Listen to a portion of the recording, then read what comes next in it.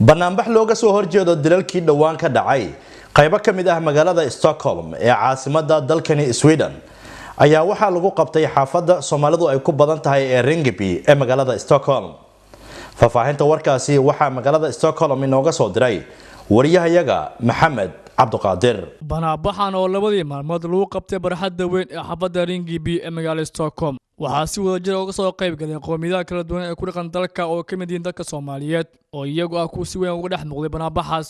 Banaanbaxa ayaa waxaa si weyn loogu cambaareeyay dilka dhalinyarada Soomaaliyeed toddobaadyadii ugu dambeeyay lagu dilay xaafadaha Rinkeby iyo Tensta tirantas ka badan hore loogu dilay dalka Sweden. Qaar ka mid ah dadka ka soo qayb galay soobaxaasi ayaa sheegay in tiiraanyada iyo dhibkii soo gaaray waalidiintii dhalay wiilasha la dilay ee la qaybsanayaan. Bixi maanta ka dhacay Rinkeby oo ku saabsanaa dhibaatooyinkii la soo gaaray ee familiyadka qaarkood ay gaareen aad uga xunna ugu tacsiinayno.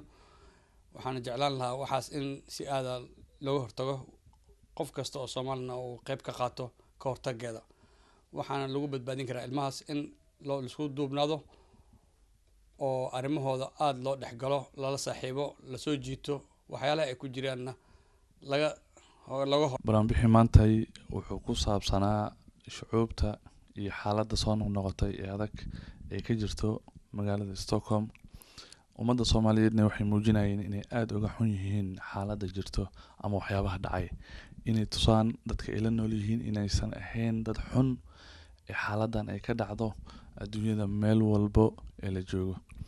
banaanbaxan maantay ka dhacay Rinkeby wuxuu muujinayaa dareen Soomaalinimo ah.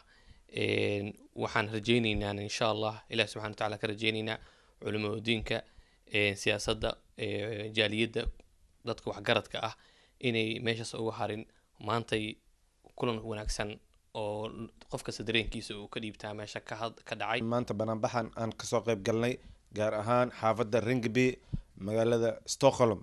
marka waxaan u muujinaynaa Soomaaliyeena gaar ahaan ummadda muslimiinta dhammaan culimada wax garadka iyo inta bulshada inteeda kale macnaha inaan ka dhidhino oo dhibaatada ka dhacday inaan raali ka ahayn aan meel